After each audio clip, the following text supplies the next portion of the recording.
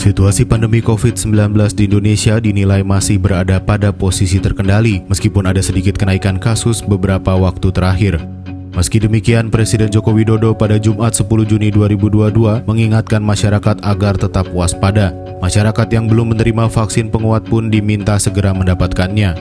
Jokowi menyampaikan hal terpenting adalah berpegangan pada angka positivity rate yang harus di bawah 5%. Ya, yang paling penting kita berpegangan pada angka positivity rate, pegangannya itu kan harus di bawah 5%, jadi masih pada posisi terkendali. Meskipun kita tahu, saya sudah meminta untuk diwaspadai ada sedikit kenaikan. Sementara itu, Menteri Kesehatan Budi Gunadi Sadikin menyampaikan subvarian Omikron BA4 dan BA5 telah teridentifikasi di Indonesia pada 9 Juni 2022.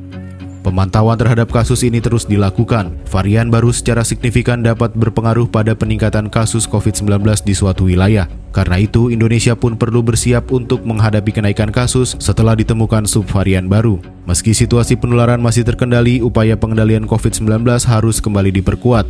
Upaya pelacakan dan pemeriksaan pada kontak erat juga harus kembali diperkuat. Selama ini, kedua upaya tersebut cenderung melemah. Masyarakat pun perlu disadarkan lagi untuk memeriksakan diri apabila mengalami gejala serta melakukan isolasi diri.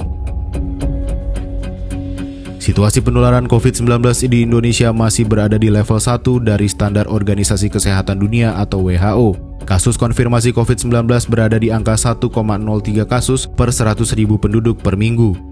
Sementara standar WHO menyatakan kasus terkendali jika transmisi kurang dari 20 kasus per 100.000 penduduk per minggu. Kasus rawat inap dan kasus kematian juga masih di bawah standar WHO, yakni 0,11 kasus rawat inap per 100.000 penduduk per minggu dan 0,01 kasus kematian per 100.000 penduduk per minggu.